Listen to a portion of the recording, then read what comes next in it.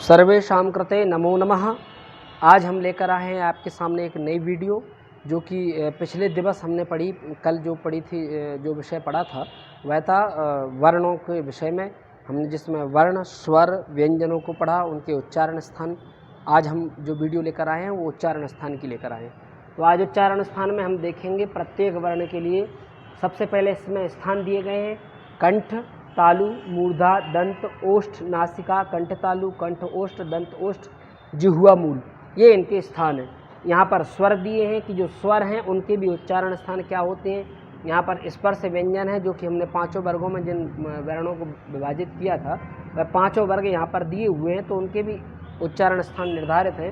फिर अंतस्थ हैं, फिर ऊष्म हैं, आयोगवाह हैं, फिर उनकी जो है यहाँ पर जो है ना संज्ञाएँ दी हैं कि ये प्रत्येक वर्ण की कौन सी संज्ञा कहलाती है। लघु सिद्धांत कौमुदी पाणिनि के द्वारा रचित लघु सिद्धांत कौमुदी है, जिसमें एक सूत्र आता है तुल्यास प्रयत्नम सवर्णम तालवादी स्थान माभ्यंतर परत्न्यश्चेतेतद्वयम यस्येन तुल्यम तन्मदा सवर्ण संगम स्यात्। उसकी जो है ना वृत्ति है अकुह विसर्जनीयानाम कंठ। पहले उस वृत्ति को पूरा सुन लीजिए। अकुह विसर्जनीयानाम कंठ, इचु यसानाम तालु, ऋतु रसाणाम मूर्धा, लृतु लसानाम दंतः, उपपदमानीयानाम ओष्ठौ, यम गणनानाम नासिका च, एदयितोः कंठतालु, ओदौतोः कंठोष्ठम, वकारस्य दंतोष्ठम, जिह्वा मूली यस्य जिह्वा मूलम। इस प्रकार से ये जो संस्कृत की उसकी जो है क्या है वृत्ति है सूत्रों की, तो उसके आधार पर यहाँ पर जो चार्ट में समझाया गया है उसी वृत्ति के आधार पर समझाया गया है। जैसे पहला है अकुह विसर्जनीयानाम कंठ।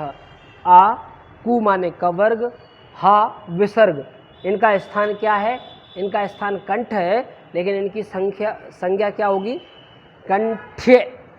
कंठ और कंठ में बहुत अंतर है, बोलने में बहुत अंतर आता है।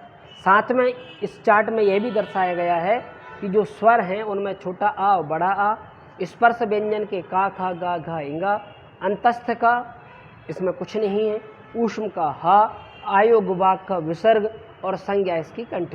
मतलब इन सब की जो संज्ञा है वो कंठ है और इसका उच्चारण स्थान कंठ है।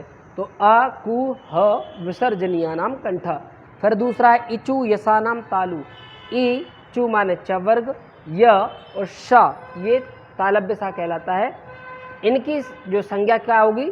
तालव्य संज्ञा होगी, लेकिन इनका उच्चारण स्थान क्या है? तालु।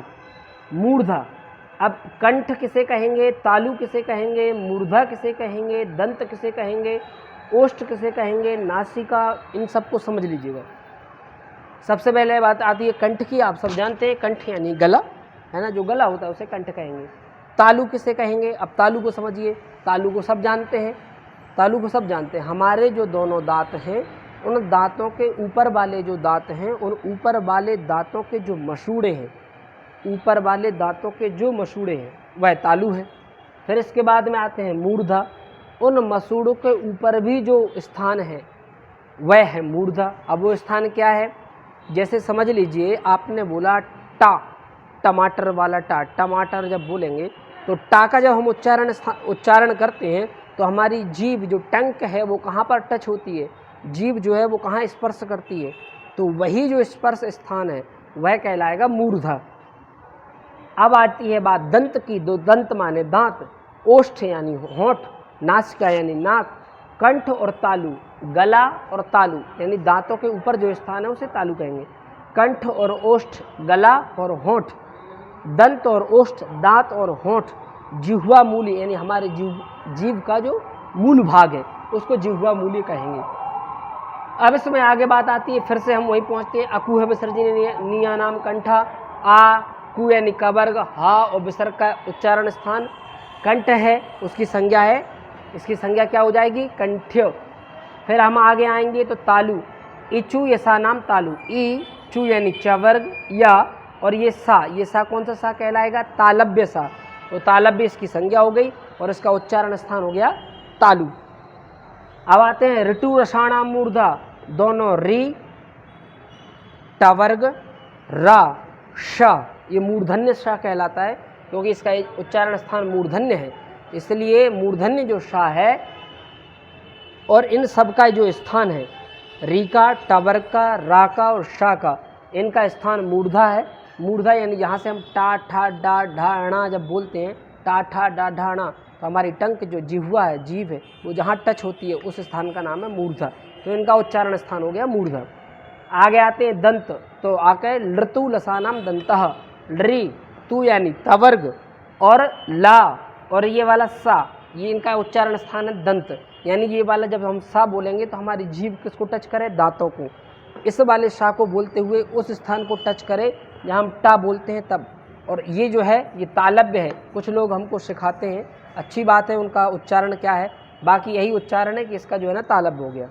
आगे आते हैं ओष्ठौ, तो उपपद्मानियानाम ओष्ठौ यानी छोटा ऊ, बड़ा ऊ, पू यानी पवर्ग और पप्फा, इनका उपपद्मानीय जो कहलाते हैं उनकी संज्ञा हो जाएगी ओष्ठ, लेकिन इन सब का उच्चारण स्थान है ओष्ठ। इन सब का उच्चारण स्थान क्या है, ओष्ठ। आगे बढ़ते हैं। नासिका अनुस्वारस्य, यानी जो नासिका है, नासिका यानी नाक, आप समझ रहे होंगे, हमारी जो नासिका है, नाक जिससे हम श्वास लेते हैं, जो श्वास नली का काम करती है, नासिका। अनुनासिक स्वर कौन कौन से होते हैं, इंगा, या, णा, ना और मा। अब ये पांचों क्या हैं, ये चारों जो पांचों वर्ग है, उन पांचों वर्गों के जो पांचों वर्ण हैं, ये पंचम वर्ण, ये पांचों जो वर्ण हैं यही जो है नासिका से उच्चारित किए जाते हैं। इनको नासिका अनुस्वार से कह सकते हैं। ये नासिका का इनके साथ स्वर, नासिका का स्वर इंगा, या, णा, ना, मा, तो ये पांचों का जो उच्चारण स्थान है वो नासिका के साथ साथ में जो पहले जिस स्थान पे हैं उसके साथ में नासिका का भी प्रयोग करके इन पांचों का उच्चारण किया जाएगा, इतना समझिएगा। आगे बढ़ते हैं। तो इनकी संज्ञा क्या होगी, इनकी नासिक्य संज्ञा होगी। तो नासिका से आने वाले वर्ण, बोलने वाले वर्ण नासिक्य संज्ञा कहलाएगी। अब आगे आते हैं स्वर। इसी में जो स्वर आते हैं, जैसे जो चंद्र बिंदु रखे रहता है, जैसे चांद लिखेंगे हम, चांद है ना, तो चांद लिखते समय क्या होगा, ऊपर चंद्र बिंदु रखते हैं, तो ये भी अनुनासिक, इसमें अनुनासिक में ही आएगा। फिर जो बिंदी रखते हैं ऊपर, वो भी अनुनासिक में आएगा। जो हम कॉमा लगाते हैं वो भी अनुनासिक में आएगा। जैसे जब वेद की बात आती है तो जिसमें गुंग, हा, है ना, छोटी गुंग, बड़ी गुंग, जिनके अलग अलग जो है आप जानते हैं, ये छोटी गुंग हो जाती है, इस प्रकार से बड़ी गुंग हो जाती है ना, और जो है इस प्रकार से हा हो जाता है। ये जो स्थान हैं, ये गुंग के स्थान हैं, ये जो वेद में जिनका प्रयोग होता है, उन स्थानों को भी हम कहेंगे कि वह भी जो है ना कहाँ से आएंगे, नासिका का उनमें भी उच्चारण होगा, तो उनका भी स्थान क्या होगा, नासिक के स्थान होगा। इसका भी स्थान नासिक की ही है।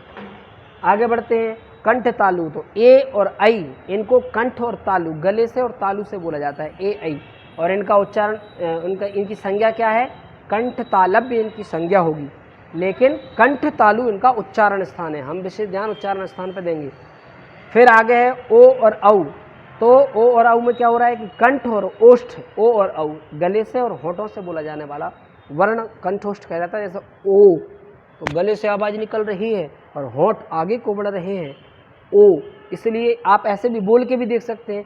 जैसे अगर किसी को समझ में नहीं आता है कि भाई इसका उच्चारण स्थान क्या होगा, तो आप स्थानों के नाम तो याद रख सकते हैं ना, तो उस स्थानों के नाम याद रखते हुए आप बड़े आराम से बिना याद किए भी कह सकते हो। जैसे ये है, देखिए पा, तो पा में क्या हो रहा है, हमारे दोनों होंठ मिल रहे हैं, तो आप कह सकते हो कि पा का उच्चारण स्थान होंठ है। देखिए आप यहाँ पर आएंगे तो ओष्ठ लिखा हुआ है।